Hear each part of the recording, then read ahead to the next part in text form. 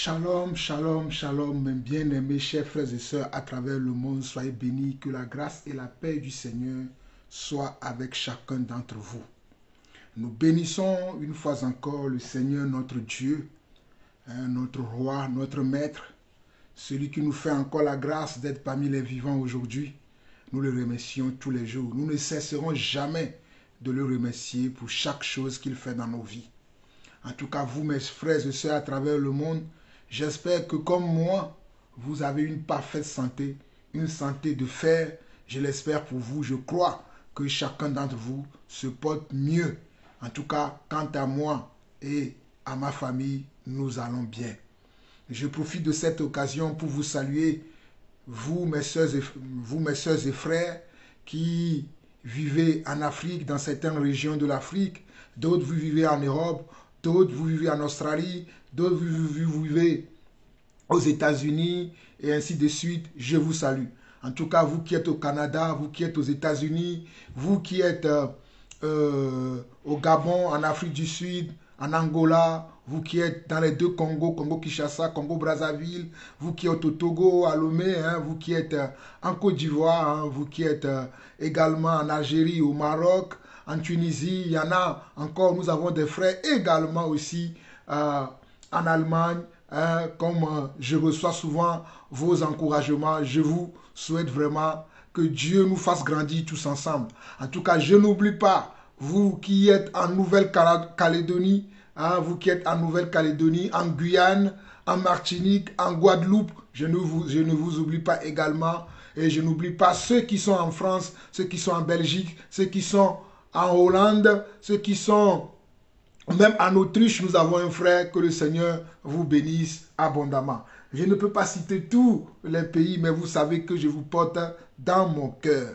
Le Seigneur a mis un enseignement dans mon cœur, mais qui sera un enseignement de recadrage, pour recadrer quelques frères afin qu'ils ne perdent pas la foi ou qu'ils ne font pas naufrage par rapport à la foi. Mais avant de continuer, permettez-moi, comme vous le savez, nous allons inviter le Seigneur à prendre place dans ce partage afin que tout ce que nous allons partager soit conduit par son esprit. Père éternel, Dieu d'amour, Dieu de grâce, merci. Toi qui es notre Père qui es aux cieux, que ton règne vienne dans nos cœurs, que ton règne vienne dans nos vies, que ton règne vienne dans nos nations, Papa.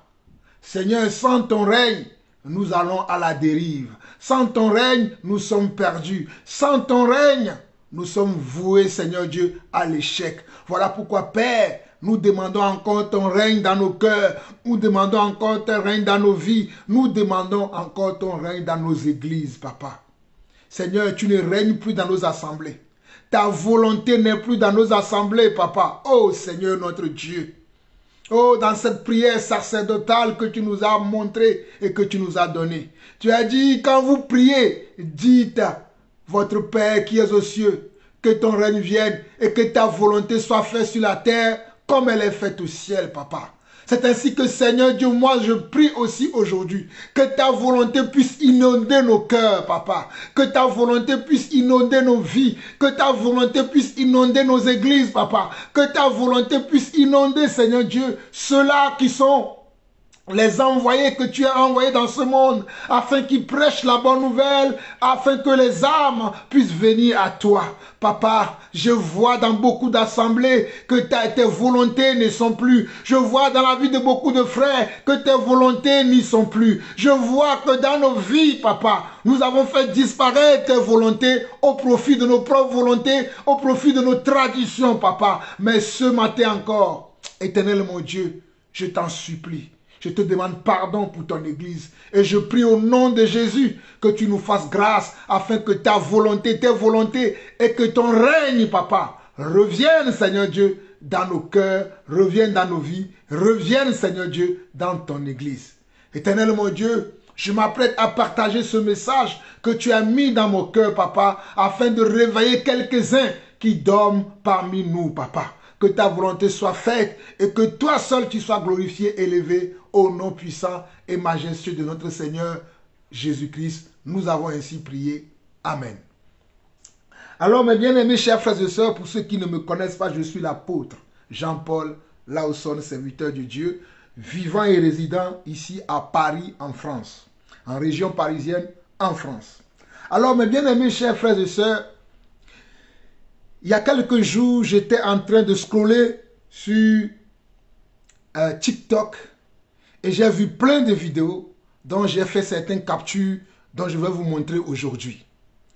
Et en voyant cette vidéo, le Seigneur m'a interpellé.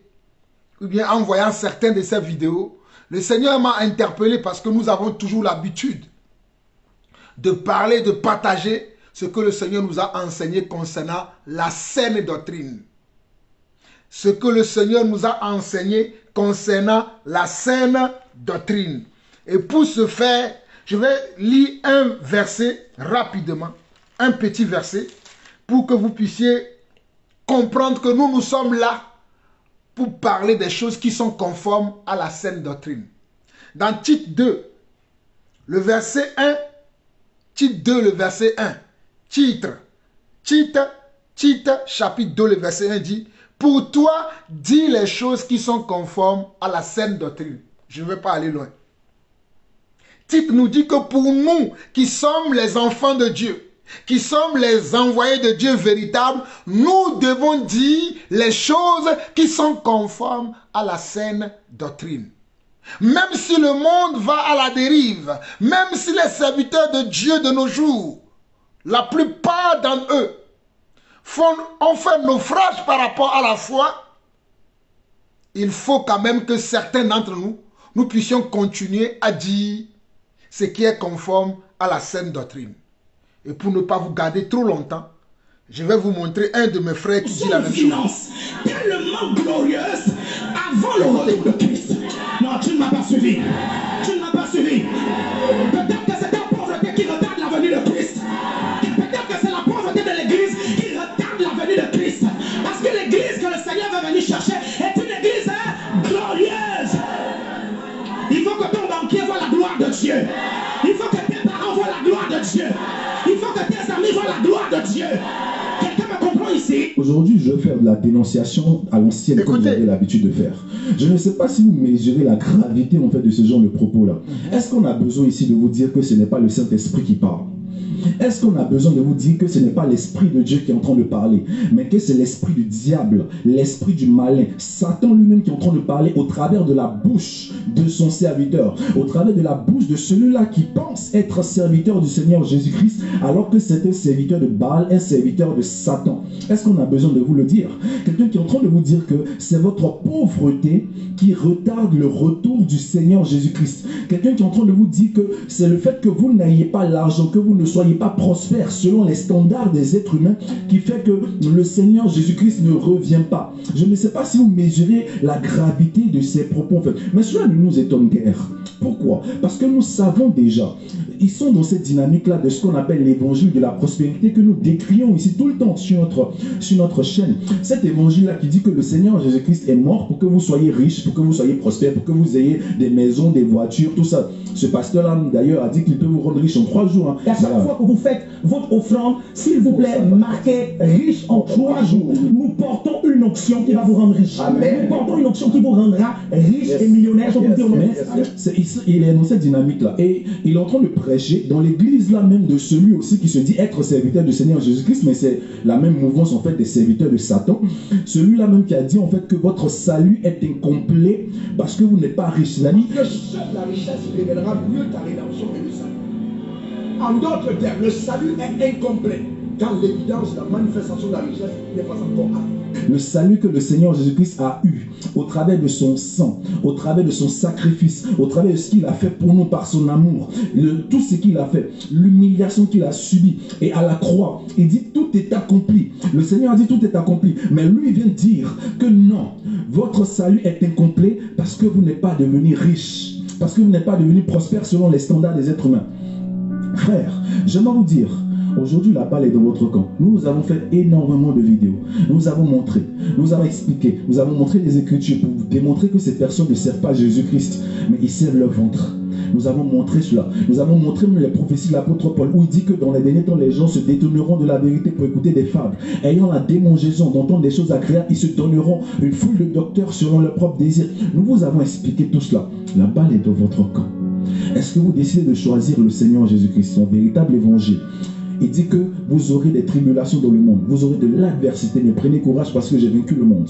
Est-ce que vous décidez de choisir ce véritable évangile pour la vie éternelle, pour l'incorruptibilité, pour l'immortalité, pour la bénédiction éternelle, pas les choses selon les standards de ce monde, les choses, non, la bénédiction éternelle. Éphésiens 1:3, béni soit Dieu, le Père de notre Seigneur Jésus-Christ, qui nous a bénis de toutes sortes de bénédictions spirituelles dans les lieux célestes en Christ. Est-ce que vous décidez de choisir sur le véritable évangile, l'incorruptibilité, ou vous décidez de choisir l'évangile de Satan, l'évangile de Jésus Barabbas, l'évangile qui va vous mener tout droit dans les tréfonds du séjour des morts et peut-être même en enfer? Est-ce que vous décidez de choisir? La balle est dans votre camp. Les gens qui sont en train de sauter, applaudir dans ces communautés ont déjà fait le choix. Je crois que le Seigneur peut encore sauver certains d'entre eux. Balle est dans ton camp. C'est à toi de faire le choix. Satan ou le véritable évangile du Seigneur Jésus-Christ. Soyez richement bénis. Que Dieu attend que l'Église soit dans une dimension de finance tellement glorieuse avant le retour de Christ. Non, tu ne m'as pas suivi. Tu ne m'as pas suivi. Peut-être que c'est ta pauvreté qui retarde la venue de Christ. Peut-être que c'est la pauvreté de l'Église qui retarde la venue de Christ. Parce que l'Église que le Seigneur va venir chercher est une Église glorieuse. Il faut que ton banquier voit la gloire de Dieu. Il faut que tes parents voient la gloire de Dieu. Il faut que tes amis voient la gloire de Dieu. Quelqu'un me comprend ici? Aujourd'hui, je vais faire de la dénonciation à l'ancienne. Mes bien-aimés chers frères et sœurs, j'espère que vous avez bien suivi la vidéo. Si vous ne l'avez pas bien suivi, je le rejouerai encore tout à l'heure, ou bien en écoutant cette vidéo, vous pouvez faire pause et les réécouter plusieurs fois. Mon frère, toi qui as partagé ce message qui m'a beaucoup touché, que le Seigneur te bénisse pour l'œuvre que tu fais. Et continuons, mon frère, à travailler pour le royaume de notre Père. Mais bien aimés, chers frères et sœurs, je suis l'apôtre Jean-Paul Lawson. Vous avez entendu le frère, qu'est-ce que le frère a dit? La balle est dans votre camp. Le frère a dit que la balle est dans votre camp. Le choix est de votre ressort. Nous ne pouvons pas choisir à votre place. Nous avons fait notre choix il y a belle lurette. Nous avons décidé il y a longtemps de marcher avec le Seigneur. Nous avons décidé de garder comment? La saine doctrine, dans la conformité des paroles que le Seigneur nous a données.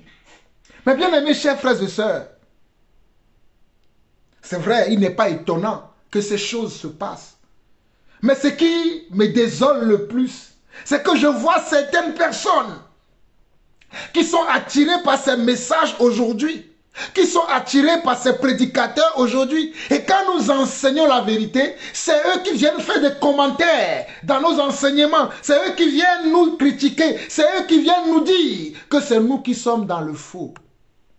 Mais bien aimés chers frères et sœurs, avant de continuer, ce monsieur-là, ce monsieur que vous avez vu dans la vidéo, il a dit une grosse hérésie. Il a dit un gros mensonge. Je vais vous partager quelques passages de la Bible. Bon, je vais pas, il y a beaucoup de passages, mais l'Esprit me dit de me contenter que sur 2 passages. Et vous allez comprendre que ces hommes-là, ce ne sont pas nos frères. Ce monsieur qui s'appelle Alain Patrick Tchengue là, ce ne sont pas nos frères. C'est un monsieur avec qui on a échangé par correspondance. Je crois qu'au début de ma conversion, lorsque je doutais encore de certaines choses, mais Dieu m'a fait comprendre que je ne peux pas marcher avec cette personne-là. Donc ce monsieur, je le connais. Ce n'est pas que je ne le connais pas. Peut-être lui, il ne va plus s'en souvenir. Moi, je me rappelle que nous avons échangé par correspondance. Je lui ai envoyé un mail, il m'a répondu. Parce que c'était l'époque où je cherchais dans quelle direction je dois servir le Seigneur. Et je voyais certaines de ces vidéos, je me disais, mais le Seigneur m'a dit, non, tu ne peux pas marcher avec celui-là. Parce que ce ne sont pas tes frères. Voilà pourquoi je ne suis pas allé plus loin. Mais ces messieurs-là, ce sont des faussaires. Ce ne sont pas des serviteurs de Dieu. Ce sont des farceurs. Ce sont des... Mes amis, regardons la parole. Allons dans 2 Pierre, chapitre 3. 2 Pierre, chapitre 3. Ces hommes ont changé la parole de Dieu. Oh, alléluia. Ces hommes ont changé la parole de Dieu en dérèglement total. Et ils racontent des âneries. Hein? Ils racontent des âneries, des choses que le Seigneur ne nous permet pas, les choses que nous ne pouvons pas dire en tant qu'enfants de Dieu. Nous ne pouvons pas dire des choses de telle sorte. Regardez ce qu'il dit. Je ne vais pas vous jouer toute la vidéo, mais j'ai fait quelques coupures de ce qu'il dit. Et je vais vous rejouer la vidéo originale d'abord. Et nous allons revenir. Parce que c'est... Que Dieu attend que l'Église soit dans une dimension de finance tellement glorieuse avant le retour de Christ. Non, tu ne m'as pas suivi. Tu ne m'as pas suivi. Peut-être que c'est ta pauvreté qui retarde la venue de Christ. Peut-être que c'est la pauvreté de l'Église qui retarde la venue de Christ. Parce que l'Église que le Seigneur va venir chercher est une Église glorieuse. Il faut que ton banquier voit la gloire de Dieu. Il faut que tes parents voient la gloire de Dieu. Il faut que tes amis voient la gloire de Dieu. Quelqu'un me comprend ici? Aujourd'hui, je vais faire de la dénonciation. Alors, pour monsieur Alain Patrick Tchengue, la gloire de Dieu est synonyme d'argent. Alors, pour monsieur Alain Patrick Tchengue, la gloire de Dieu est synonyme d'argent. La gloire de Dieu veut dire argent. La gloire de Dieu veut dire les richesses temporelles que nous avons dans ce monde. Pour Alain Patrick Tchengue, c'est ça. Et selon son évangile, parce que nous n'avons pas cette richesse, c'est pour ça que Jésus tarde à venir. Vous l'avez bien entendu, il a dit ça. Hein? Parce que nous n'avons pas atteint ce niveau où nous possédons vraiment beaucoup de biens matériels, que nous sommes riches à tous égards, selon leurs paroles, que le Seigneur tarde à venir. Mais en tant qu'apôtre dans l'église du Seigneur, j'aimerais vous lire un passage aujourd'hui, afin que vous compreniez que ces hommes-là ne sont pas nos frères. Afin que vous compreniez que ces hommes-là ne sont pas des serviteurs de Dieu. Ils sont des serviteurs du diable. Écoutez-moi très bien. Je suis l'apôtre Jean-Paul Lawson. Alain Patrick Tchengue n'a jamais été le serviteur de Dieu. Est-ce que vous comprenez ça? Le frère que je vous ai fait écouter avant de parler a dit la même chose que moi. Nous avons choisi notre camp. Nous avons tellement parlé. Mais c'est encore pour une seule âme. Peut-être c'est encore pour une personne qui n'a pas encore saisi, qui n'a pas encore compris que je viens encore tirer la sonnette. Que je viens encore crier dans vos oreilles. Parce que telle est ma vie. Prêcher la bonne nouvelle telle que mes prédécesseurs l'ont prêché. Pardonnez-moi. Si des fois, ma diction n'est pas correcte. 2 Pierre chapitre 3, écoutez ceci. Voici déjà, bien-aimés, la seconde lettre que je vous écris. Dans l'une et dans l'autre, je cherche à éveiller par des avertissements votre saine intelligence, afin que vous vous souveniez des saints prophètes et du commandement du Seigneur et Sauveur enseigné par vos apôtres. Écoutez bien, le verset 2 dit, afin que vous vous souveniez, des choses enseignées d'avance par les saints prophètes et du commandement du Seigneur et Sauveur enseigné par vos apôtres. Donc nous devons avoir en souvenir les choses enseignées d'abord par les prophètes. Et l'enseignement que Jésus lui-même nous a enseigné au travers de ses apôtres authentiques qu'il a appelés. Mes bien-aimés chers frères et sœurs, notre Seigneur Yeshua Mashiach a choisi des émissaires qu'il a envoyés dans l'église et ces émissaires nous ont enseignés. Et aujourd'hui encore, Dieu a encore des émissaires. J'en suis encore un des émissaires de Dieu. Je ne suis pas le seul. Voici un frère que je vous ai présenté avant de commencer cette vidéo. Nous sommes nombreux à partager ces messages-là pour vous réveiller, mais vous ne voulez pas nous écouter. Mais nous continuerons à vous prévenir, comme l'apôtre Paul dit ici, dans le premier verset de 2 Pierre chapitre 3, il dit, « Voici déjà, bien-aimés, la seconde lettre que je vous écris. Dans l'une et dans l'autre, je cherche à éveiller par des avertissements votre saine intelligence, afin que vous vous souveniez des choses annoncées d'avance par les saints prophètes et du commandement du Seigneur et Sauveur enseigné par vos apôtres. Sachez avant tout que dans les derniers jours, il viendra des moqueurs avec leurs railleries. » Vous les voyez aujourd'hui. Sachez qu'avant tout, dans les derniers jours, il viendra des moqueurs avec leurs railleries et marchant selon leur propre convoitise. Mais bien aimé, qu'est-ce que vous voulez qu'on vous dise encore? Qu'est-ce que vous voulez qu'on vous enseigne encore? Il est écrit que sachez que dans les derniers jours, sachez que dans les derniers jours, il viendra des moqueurs avec leurs railleries. Regardez comment ces hommes se moquent de vous. Regardez comment ces hommes ont une habilité à se moquer de vos faiblesses, à se moquer de votre état. Et pour eux, parce que vous n'avez pas les biens temporels de ce monde, à outrance, vous retardez l'avènement. Oh, alléluia. Seigneur, Seigneur, réveille certains d'entre nous qui dorment encore. Selon eux, vous retardez l'avènement du retour de notre Seigneur. Et c'est un mensonge, c'est un blasphème. Je continue la lecture. Au verset 4, ils disent où est la promesse de son avènement. Car depuis que les pères sont morts, tout demeure comme dès le commencement de la création.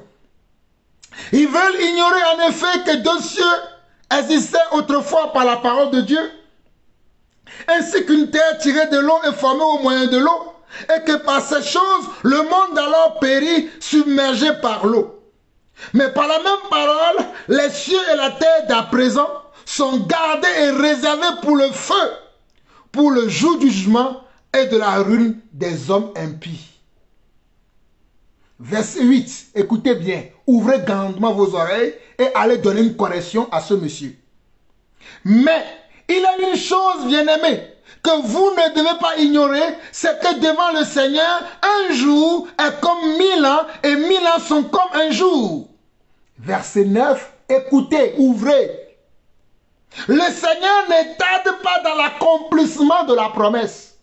Le Seigneur ne tarde pas dans l'accomplissement de la promesse. Comme quelques-uns le croient. Le Seigneur ne tarde pas dans l'accomplissement de la promesse, comme quelques-uns le croient. Mais il use de patience envers vous, ne voulant pas qu'aucun périsse, mais voulant que tous arrivent à la repentance. Je vais relire encore le verset 9 pour vous. Le Seigneur ne tarde pas dans l'accomplissement de la promesse, comme quelques-uns le croient. Oh maïteraba, matori braike ramondo, moriba isharabaria, iketerabra zenda maoria, ikarabro sheira bosande, maikarama yasana ramakaria. Pourquoi vous tordez ma parole? Pourquoi vous changez ma parole? Pourquoi vous changez ce que j'ai fait? Pourquoi vous changez la mission que je vous ai donnée? Pourquoi vous tournez le dos à ma parole? Pourquoi vous tournez le dos à mon esprit? Pourquoi vous changez ce que j'ai fait? Que celui qui a des oreilles pour entendre, entende ce que l'Esprit dit à son Église. Au verset 9 de 2 Pierre, chapitre 3, on nous dit: le Seigneur ne tarde pas dans l'accomplissement de la promesse, comme quelques-uns le croient. Le Seigneur ne tarde pas dans l'accomplissement de la promesse, comme quelques-uns le croient. Mais il use de patience envers vous, ne voulant pas qu'aucun périsse, mais voulant que tous arrivent à la repentance. Ce n'est pas que le Seigneur tarde à l'accomplissement de la promesse. C'est parce qu'ils ne veulent pas que nous mourions tous. Parce que certains d'entre nous, nous sommes encore dans la convoitise. Nous sommes encore dans l'amour du monde, dans l'amour de l'argent. Comme ces prédicateurs le véhiculent. Ils arrivent à séduire les âmes mal enseignées, mal renseignées. Ils arrivent à séduire ceux qui sont faibles dans la foi. Voilà pourquoi le Seigneur n'est pas encore arrivé, ou voilà pourquoi il tarde. Parce qu'ils veulent que même le plus petit des petits, qui était incrédule hier, puisse parvenir à la foi véritable avant son retour. Ça n'a rien à voir avec les richesses temporelles de ce monde. Comme ce monsieur est en train de vous le véhiculer et vous dites amen à ce message. Honte à vous, chrétiens de nos jours. Honte à vous, chrétiens de ces temps-ci là. Honte à vous. Mais lisez la parole. Mais croyez à la parole. La parole de Dieu, oh, Shairebe. La parole de Dieu qui est la vérité, qui est le chemin et la vie, que nous prêchons tous les jours. Vous nous piétinez. Vous nous racontez ce que vous voulez. Vous croyez que nous là, parce que nous n'avons pas de costumes, nous n'avons pas de grands véhicules, nous disons n'importe quoi. Et vous croyez à ces soi-disant prédicateurs qui vous amènent tout droit en enfer. Ce ne sont pas nos frères, ce ne sont pas des serviteurs de Dieu, ce sont des serviteurs de Satan. Ce sont des serviteurs de Mammon. La parole le dit, je vais vous le montrer tout à l'heure. Regardez encore cette vidéo. À l'ancienne, comme j'avais l'habitude de faire. Que Dieu attend Écoutez. qu'il soit dans une dimension de finance tellement glorieuse avant le retour de Christ. Non, tu ne m'as pas suivi. Tu ne m'as pas suivi. Peut-être que c'est ta pauvreté qui retarde la venue de Christ. Peut-être que c'est la pauvreté de l'église qui retarde la venue de Christ. Parce que l'église que le Seigneur va venir chercher est une église glorieuse. Il faut que ton banquier voit la gloire de Dieu. Il faut que tes parents voient la gloire de Dieu. Il faut que tes amis voient la gloire de Dieu. Quelqu'un me comprend ici? Aujourd'hui, je vais faire de la dénonciation à l'ancienne, comme j'avais l'habitude de faire. Écoutez le frère. Je ne sais pas si vous mesurez la gravité en fait de ce genre de propos-là. Est-ce qu'on a besoin ici de vous dire que ce n'est pas le Saint-Esprit qui parle? Est-ce qu'on a besoin de vous dire que ce n'est pas l'Esprit de Dieu qui est en train de parler, mais que c'est l'esprit du diable, l'esprit du malin, Satan lui-même qui est en train de parler au travers de la bouche de son serviteur, au travers de la bouche de celui-là qui pense être serviteur du Seigneur Jésus-Christ, alors que c'est un serviteur de Baal, un serviteur de Satan? Est-ce qu'on a besoin de vous le dire? Quelqu'un qui est en train de vous dire que c'est votre pauvreté qui retarde le retour du Seigneur Jésus-Christ. Quelqu'un qui est en train de vous dire que c'est le fait que vous n'ayez pas l'argent, que vous ne soyez pas prospère selon les standards des êtres humains qui fait que le Seigneur Jésus-Christ ne revient pas. Je ne sais pas si vous mesurez la gravité de ces propos en fait. Mais cela ne nous étonne guère. Pourquoi? Parce que nous savons déjà, ils sont dans cette dynamique-là de ce qu'on appelle l'évangile de la prospérité que nous décrions ici tout le temps sur notre chaîne. Cet évangile-là qui dit que le Seigneur Jésus-Christ est mort pour que vous soyez riches, pour que vous soyez prospères, pour que vous ayez des maisons, des voitures, tout ça. Ce pasteur-là d'ailleurs a dit qu'il peut vous rendre riche en 3 jours. Hein. Et à chaque fois que vous faites votre offrande, s'il vous plaît, marquez riche en 3 jours. Nous portons une onction qui va vous rendre riche. Nous portons une onction qui vous rendra riche et millionnaire. Je peux dire il est dans cette dynamique-là. Et il est en train de prêcher dans l'église là même de celui aussi qui se dit être serviteur du Seigneur Jésus-Christ, mais c'est la même mouvance en fait des serviteurs de Satan. Celui-là même qui a dit en fait que votre salut est incomplet parce que vous n'êtes pas riche. Il a dit que seule la richesse révélera mieux ta rédemption et le salut.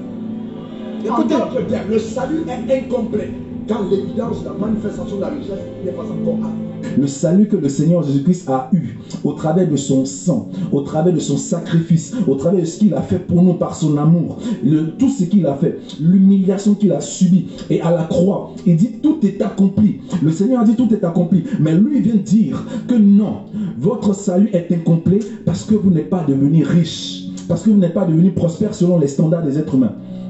Frère, j'aimerais vous dire, aujourd'hui, la balle est dans votre camp. Nous avons fait énormément de vidéos. Nous avons montré, nous avons expliqué, nous avons montré les Écritures pour vous démontrer que ces personnes ne servent pas Jésus-Christ, mais ils servent leur ventre.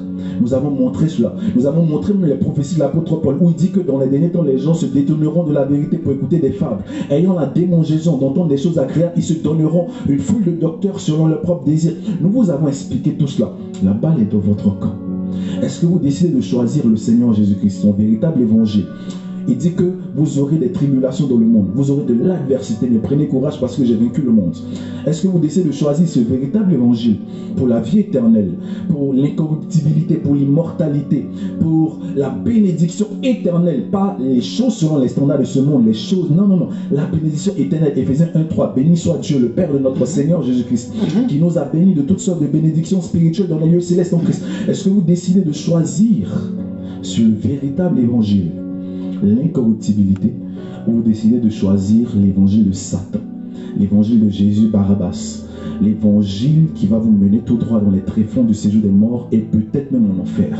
Est-ce que vous décidez de choisir? La balle est dans votre camp. Les gens qui sont en train de sauter, applaudir dans ces communautés ont déjà fait le choix. Je crois que le Seigneur peut encore sauver certains d'entre eux. Amen. Amen. C'est à toi de faire. Amen. Amen. Je crois également aussi que le Seigneur peut encore sauver certains d'entre nous. Je crois également aussi que le Seigneur peut ramener encore quelques personnes à la raison.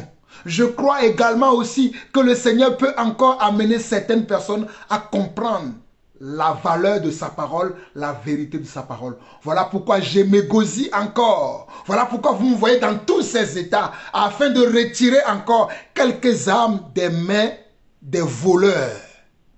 Vous n'avez pas honte, chrétien de nos jours? Écoutez ce que ces hommes racontent.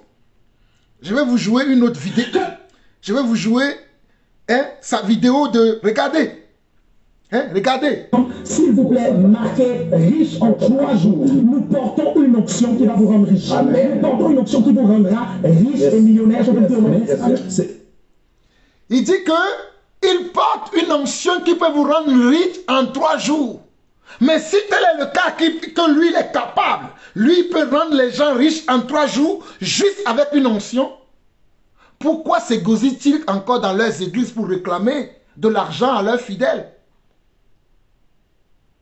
Pourquoi s'égosillent-ils encore dans leur communauté à vous demander de venir de leur donner de l'argent, puisque eux ils sont capables de rendre les gens millionnaires? Eux-mêmes, ils sont capables de rendre les gens millionnaires. Ça veut dire qu'eux-mêmes, ils ont la capacité de se rendre millionnaires. Mais pourquoi ils viennent vous demander encore de l'argent? Pourquoi? Oh, peut-être vous ne comprenez pas encore. Regardez. Regardez ce qu'ils font. Ce sont des menteurs. Regardez. Dieu attend que l'Église... Regardez ce qu'ils font. Regardez.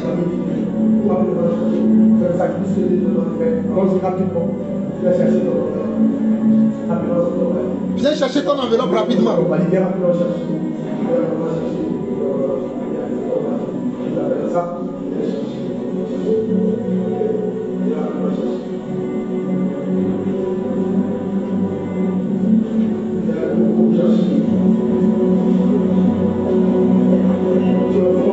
Vas-y rapidement.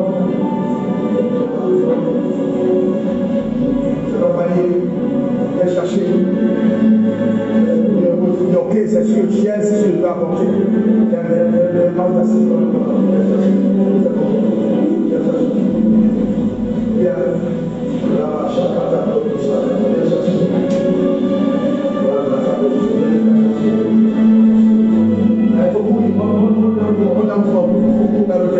Quelque chose comme je t'amène dans une nouvelle scène.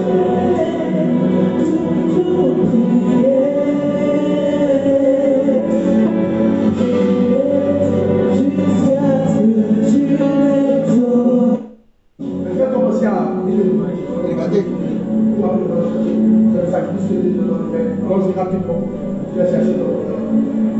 Viens chercher ton enveloppe pour le sacrifice de 1000 €.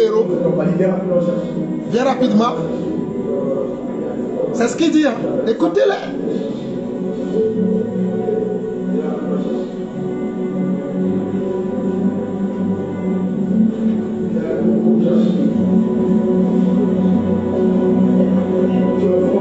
Vas-y rapidement.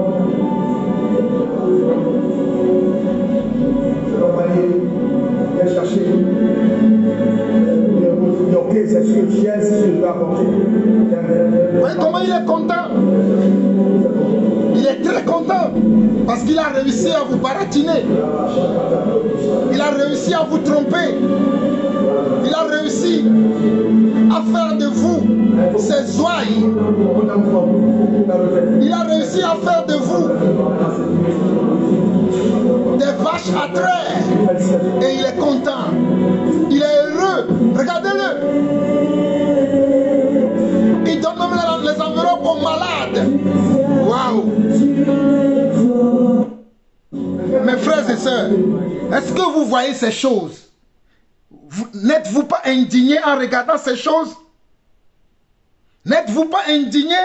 C'est le monsieur qui donne l'enveloppe aux gens là, à réclamer l'argent dans les mains des gens là. C'est lui ici. Regardez-le ce qu'il dit. Il aura mieux ta rédemption que le salut. En d'autres termes, le salut est incomplet quand l'évidence, la manifestation de la richesse n'est pas encore arrivée. Le salut que le Seigneur Jésus-Christ a. Il dit le salut est comment? Est incomplet car l'évidence. Non, peut-être vous allez dire que c'est moi qui. Écoutez, réécoutez. Il aura mieux ta rédemption que le salut. En d'autres termes, le salut est incomplet quand l'évidence, la manifestation de la richesse n'est pas encore arrivée. Le salut que le Seigneur Jésus-Christ a. Le salut est incomplet si à l'évidence, la manifestation physique de la richesse, hein, que ce soit les richesses matérielles, hein, des biens temporels de ce monde, et les richesses aussi, on va dire, oui, les richesses matérielles ou financières, si cela n'est pas en évidence dans ta vie, ton salut est comment? Est incomplet.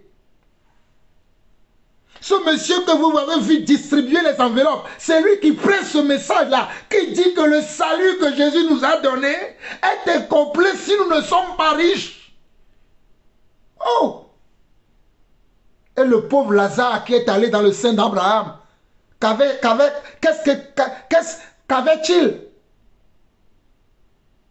Lazare le pauvre, qu'avait-il? Il n'avait rien, mais il s'est retrouvé au sein d'Abraham. Lazare n'avait rien, mais il s'est retrouvé dans le sein d'Abraham. Souvenez-vous de ce comment? De cette parabole, de cette révélation que Jésus a donnée concernant le riche et le pauvre Lazare. Quand nous vous disons ces choses, vous ne voulez pas nous comprendre et vous ne voulez pas nous croire. Mais c'est aberrant. C'est une hérésie totale. Hein? Réécoutez-le. Il aura mieux ta rédemption que le salut. Le salut est incomplet quand l'évidence, la manifestation. Au début, il a dit tu gagneras mieux ton salut et ta rédemption. Au début, il a dit tu gagneras mieux ton salut et comment? Et ta rédemption. Car il est. Écoutez-le. Il aura mieux ta rédemption que le salut. En d'autres termes, le salut est incomplet quand l'évidence, la manifestation de la richesse n'est pas encore arrivée. Le salut que le Seigneur Jésus-Christ a. C'est terrible. C'est terrible ce que ces hommes font. Regardez-le. C'est lui qui distribue l'enveloppe.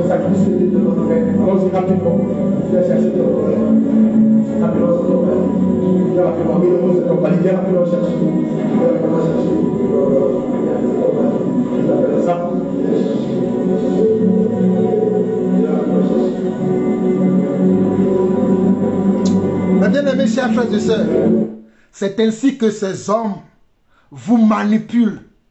C'est ainsi que ces hommes vous trompent dans leur communauté et ils vous comment? Ils vous enlèvent vos biens que Dieu vous a donnés.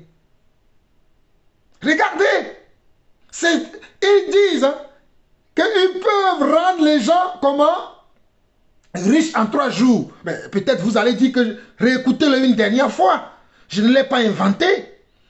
Ils disent eux-mêmes qu'ils sont capables de vous rendre riches en 3 jours. Regardez.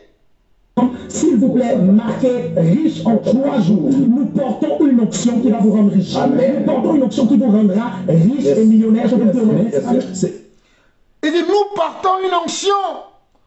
Nous portons. S'il ne parle pas que pour lui, hein, il parle et pour lui, et pour Raoul Ofo, et pour Mamadou Karambiri, et pour Yvan Kastanou, et pour Joël Francis Tatou, et tout le clic là, ils parlent d'eux, ils sont ensemble là. C'est une collaboration de braqueurs qu'ils font. Ils vous braquent dans leur communauté.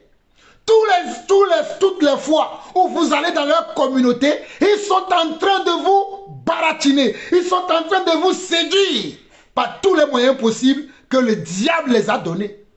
Et quand nous prêchons la vérité, vous n'écoutez plus. Vous avez vu, le Seigneur a dit, si je tarde à venir, c'est parce qu'il ne veut qu'aucun périsse. 2 Pierre chapitre 3 verset 9 dit, le Seigneur ne tarde pas dans l'accomplissement de la promesse comme quelques-uns le croient. Le Seigneur ne tarde pas dans l'accomplissement de la promesse comme quelques-uns le croient. Mais il use de patience envers vous, ne voulant pas qu'aucun périsse, mais voulant que tous arrivent à la repentance. Dieu veut que nous puissions arriver tous à la repentance. Que ceux qui sont encore dans le péché aujourd'hui, ceux qui sont encore dans la fornication hier, ceux qui sont encore dans l'iniquité aujourd'hui ou demain, avant que je ne revienne, il faut que tout le monde soit prêt. C'est ça ce que cela veut dire, une église sans tache ni ride ou bien une église glorieuse. Cela n'a rien à voir avec l'argent, comme ce soi-disant Alain Patrick Tchengue vous le dise. Une église glorieuse n'a rien à voir avec l'argent. Ce n'est pas la gloire qui fait de toi. Ce n'est pas l'argent qui fait de toi une personne glorieuse. Ce n'est pas ton compte en banque qui fait de toi une personne glorieuse. Ce n'est pas les biens temporaires de ce monde que tu possèdes en outrance qui fait de toi une personne glorieuse. Non, cela ne l'a jamais été. Il y a beaucoup de riches dans ce monde qui ne connaissent pas le Seigneur. Il y a beaucoup d'hommes dans ce monde qui ont beaucoup de biens matériels, mais ils ne connaissent pas le Seigneur. Mais ont-ils une gloire? Ont-ils une gloire? Ont-ils une gloire? La gloire dont il est question ici, là. Oh, alléluia. C'est la puissance de Dieu qu'il a mis dans nos vies. C'est la bénédiction de Dieu là, sur nos vies là. C'est cette bénédiction là qui fait de nous des serviteurs authentiques de Dieu, qui ne vivent pas dans le péché, qui ne vivent pas dans la compromission, qui n'aiment pas le monde, mais qui détestent les choses qui sont dans le monde pour sauver leur vie. C'est ça la gloire de Dieu. C'est ça la gloire de Dieu. Comment pouvez-vous comparer la gloire de Dieu avec... Regardez. Non, mes amis, vous allez dire que je dis n'importe quoi. Il a dit, ce monsieur. Il a dit. Il a dit de sa propre bouche. Que Dieu attend que l'Église soit dans une dimension de finance tellement glorieuse avant le retour de Christ. Non, tu ne m'as pas suivi. Il a dit que l'Église soit dans une dimension de finance tellement glorieuse. Non, non, non, tu ne m'as pas suivi. Vous avez entendu, non? Continuez à écouter. Suivi. Peut-être que c'est la pauvreté qui retarde la venue de Christ. Peut-être que c'est la pauvreté de l'Église qui retarde la venue de Christ. Parce que l'Église que le Seigneur va venir chercher est une Église glorieuse. Il faut que ton banquier voit la gloire de Dieu. Regardez. Il faut que tes parents voient la gloire de Dieu. Il faut que tes amis voient la gloire de Dieu. Quelqu'un me comprend ici? Aujourd'hui, je vais faire de la dénonciation. Mes amis, écoutons. Je vais vous lire un dernier passage. Parce que je crois que vous avez compris, mais je vais vous lire un dernier passage, comme le Seigneur m'a donné 2 passages. Lisons, hein, dans 1 Timothée chapitre 6. Lisons du verset 3 au verset 11. 1 Timothée chapitre 6, verset 3 au verset 11 qui dit: si quelqu'un enseigne de fausses doctrines, ça c'est une fausse doctrine. Il y a tellement de milliers de doctrines aujourd'hui dans l'église qui sont des fausses doctrines. Ce que vous venez d'entendre là en est une. Il y a tellement de fausses doctrines qui sont enseignées dans les communautés chrétiennes de nos jours que Jean-Paul Lawson va les traquer jusqu'à mon dernier souffle. Écoutez-moi bien, je suis l'apôtre Jean-Paul Lawson. Je ne me taiserai jamais. Je vais vous traquer jusqu'à mon dernier souffle. Écoutez-moi bien. Me voici. Oui, Dieu dit, je cherche quelqu'un. Un homme qui peut se tenir pour moi. Il m'a trouvé. Je vais vous traquer. Écoutez-moi très bien. Alain Patrick Tchengue, Raoul Ofo, Mamadou Karambiri. Et tous ces clics-là, je vais vous traquer jusqu'à votre dernier souffle. Si c'est moi là, vous n'allez pas dormir. En tout cas, la parole de Dieu là, nous allons le révéler à tous les enfants de Dieu tous les jours. Les gens comme Ivan Castanou d'ICC, qui a été épinglé même par comment? Par le fisc français, mais il continue de mentir à sa communauté. Il continue de mentir. Regardez ici. Et écoutez bien, ouvrez vos oreilles, vous chrétiens qui ne voulez pas comprendre les Écritures. 1 Timothée chapitre 6 à partir du verset 3 dit: si quelqu'un enseigne de fausses doctrines et ne s'attache pas aux saines paroles de notre Seigneur Jésus-Christ et à la doctrine qui est selon la piété. Écoutez, si quelqu'un enseigne de fausses doctrines et ne s'attache pas aux saines paroles de notre Seigneur Jésus-Christ et à la doctrine qui est selon la piété, il est enflé d'orgueil. Il ne sait rien. Il a la maladie des questions oiseuses et des disputes de mots, d'où naissent l'envie, les querelles, les calomnies, les mauvais soupçons. Les vaines discussions d'hommes, corrompus d'entendement, privés de la vérité. Ces hommes sont corrompus d'entendement. Voilà pourquoi ils ne peuvent pas comprendre les Écritures. Voilà pourquoi ils vont tordre le sens des Écritures, parce qu'ils sont privés d'entendement. Alléluia. Je bénis Dieu parce que moi, il m'a donné la bonne entendement. Il m'a doté de comment? De l'anneau. De son amour afin que je puisse comprendre sa parole, la vérité. Mais ceux-là, ils sont privés d'entendement. Verset 4, verset 5, plutôt, les vaines discussions d'hommes corrompus d'entendement, privés de la vérité et croyant que la piété est une source de gain. Et ils croient que la piété est une source de gain. La piété n'est pas une source de gain. La piété n'est pas une source de gain. Fuyez ces hommes de Dieu. Fuyez ces communautés. Prenez vos pieds à vos coups. Partez de ces communautés. Le retour du Seigneur, c'est pour bientôt. Fuyez ces hommes de Dieu. Fuyez ces communautés. Vous n'avez rien à faire avec ces gens-là. Ils ne sont pas nos frères, ni des serviteurs de Dieu. Ils ne le sont pas, ils ne le seront jamais. Continuons. Verset 6. C'est en effet une grande source de gain que la piété avec le contentement. Car nous n'avons rien apporté dans le monde, et il est évident que nous n'en pouvons rien emporter. Si donc nous avons la nourriture et le vêtement, cela nous suffira. Mais ceux qui veulent s'enrichir tombent dans la tentation, dans le piège et dans beaucoup de désirs insensés et pernicieux qui plongent les hommes dans la ruine et la perdition. Est-ce que vous avez entendu? Verset 9 de 1 Timothée 6. Mais ceux qui veulent s'enrichir tombent dans la tentation, dans le piège et dans beaucoup de désirs et pernicieux qui plongent les hommes dans la ruine et la perdition. Verset 10.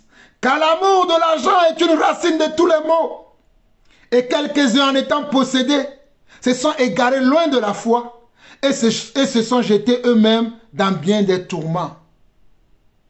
Vous avez entendu le verset 10. Car l'amour de l'argent est une racine de tous les maux. L'amour de l'argent est une racine de tous les maux. Et quelques-uns en étant possédés se sont égarés loin de la foi et se sont jetés eux-mêmes dans bien des tourments.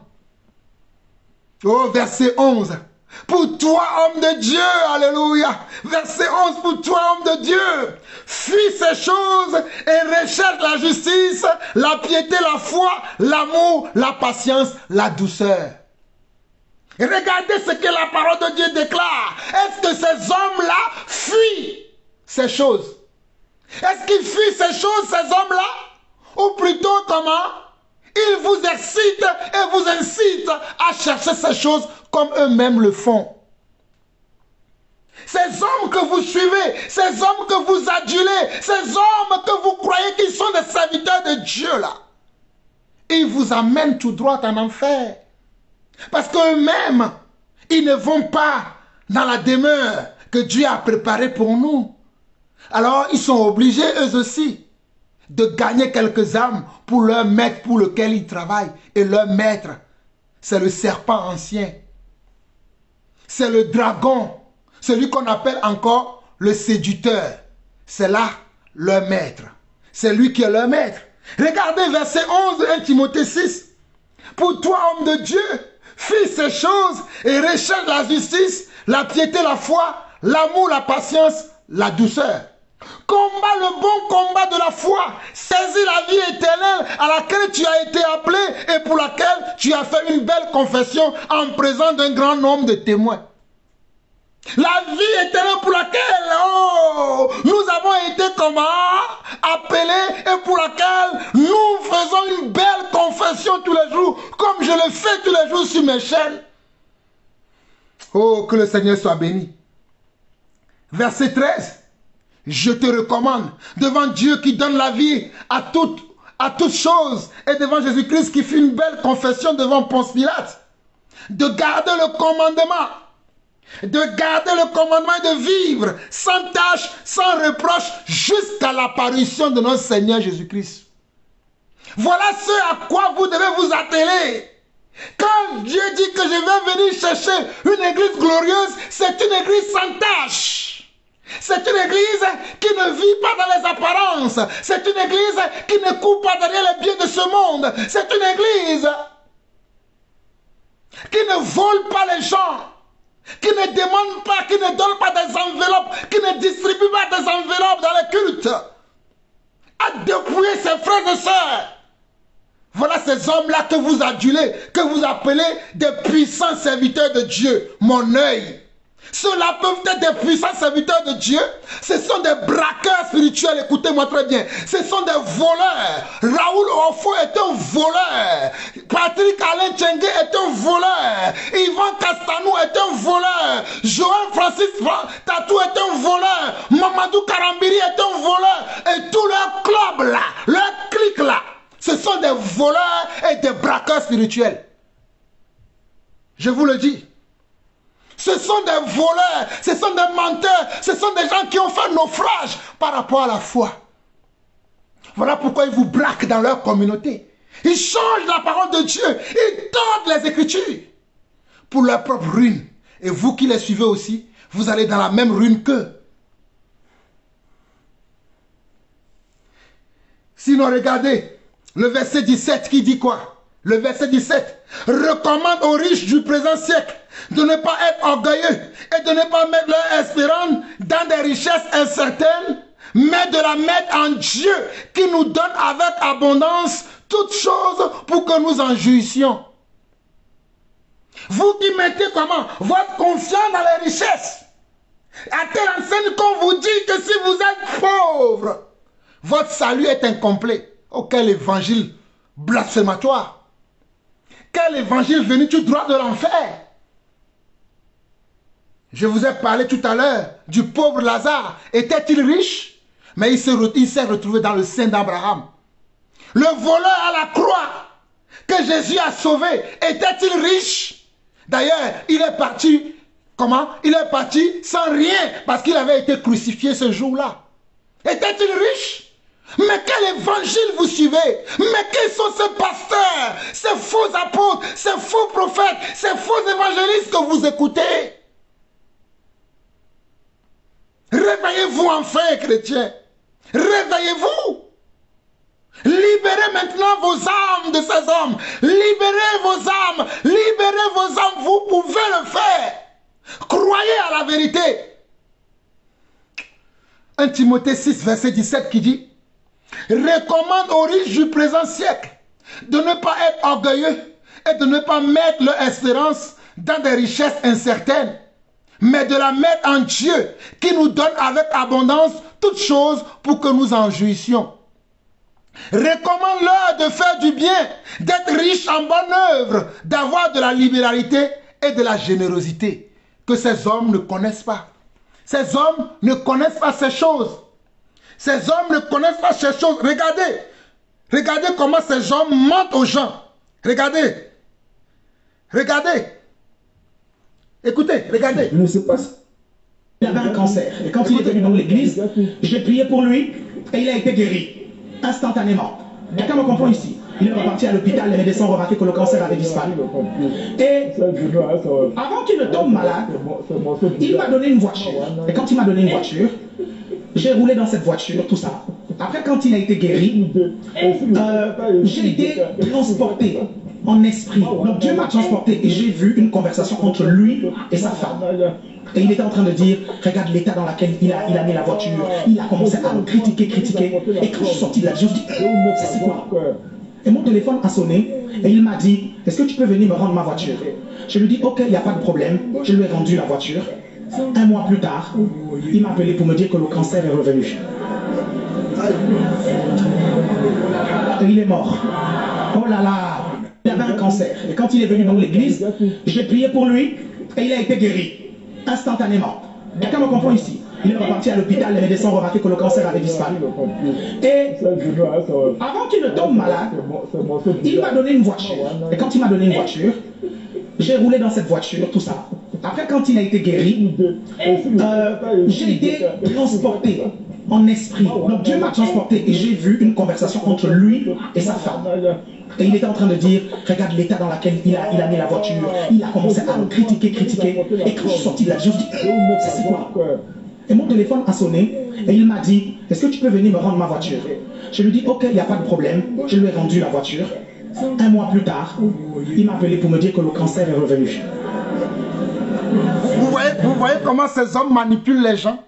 Il est en train de raconter une histoire comme quoi il y a un frère ou quelqu'un qui lui a offert une voiture.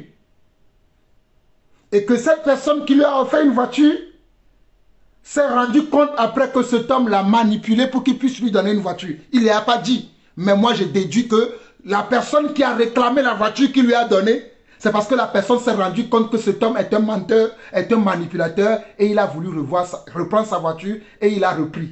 Et lui, il est en train de mentir que c'était parce que cet homme-là avait un cancer. Et quand il a récupéré la voiture qu'il lui a donnée, le cancer pour lequel lui, il avait prié pour lui, et que l'homme avait été guéri, que le cancer est revenu.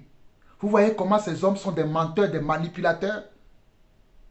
D'abord, il a dit qu'il a été en esprit dans la maison de ce monsieur ou de cette personne qui lui a donné la voiture afin d'écouter une conversation que cette dernière faisait avec comment? Avec sa conjointe ou avec son épouse. Et lui, il a écouté toute la conversation. Vous l'avez entendu lui-même raconter l'histoire. C'est comme ça qu'il vous trompe. Mais vous n'avez pas encore écouté le pire. Ces hommes ne sont pas des serviteurs de Dieu. Regardez-le ici. Regardez-le. Champions League. Il y a un démon derrière. Il faut exorciser ce club. Il faut l'exorciser. Donc on ne chasse pas l'esprit là qu'il y a derrière. Il y a quelque chose qu'on ne comprend pas derrière le péché. Tu disais? Non, tu disais? Réécoutez encore. Champions League. Il y a un démon derrière. Il faut exorciser ce club. Il faut l'exorciser. Donc on ne chasse pas l'esprit là qu'il y a derrière. Il y a quelque chose qu'on ne comprend pas derrière le péché. Tu disais? Non, tu disais? Au lieu que cet homme prêche la parole de Dieu, dans son assemblée, il était en train de prêcher que le PSG n'arrive pas à gagner le Champions League parce qu'il y a un démon derrière lui. Mais le PSG vient de gagner le Champions League là, à 5-0. Le PSG vient de gagner le Champions League à 5-0. Mais cet homme a dit dans son assemblée qu'il y a un démon dans cette église. Il y a un esprit derrière qu'il faut exorciser le PSG. Il faut exorciser le PSG. C'est ce qu'il prêchait dans sa communauté. Je vous ai joué cette dernière vidéo pour vous dire que ces hommes ne servent pas Dieu. Ils prêchent pour leur ventre et leur bas-ventre. Ils prêchent les choses que Dieu n'a jamais. Je ne comprends pas comment un serviteur de Dieu peut être là à prêcher sur une équipe de football alors que la parole de Dieu est là. Mais parlons de Jésus au peuple. Parlons de Jésus à son peuple. Parlons de Jésus. C'est Jésus qui a le chemin, la vérité et la vie. Qu'est-ce que le piège vient chercher là-dedans? Quand on parle, vous allez dire que qu'est-ce qui nous arrive, qu'on est jaloux. Je vais jalouser quoi de ce monsieur? Je vais jalouser quoi en ce monsieur Alain Patrick Tchengue? Moi, Jean-Paul Osson, je vais jalouser quoi? Qu'est-ce que ce monsieur a de bon? Il n'a rien. Il n'a rien, c'est un perdu. Il est perdu, ils sont perdus. Que ce soit lui, son homologue Raoul Ofo et tous leurs clics, ils sont nuls. Ils n'ont rien de bon. Et moi, je vais les jalouser. En tout cas, que celui qui a des oreilles pour entendre, entend ce que son esprit dit à son église. Shalom.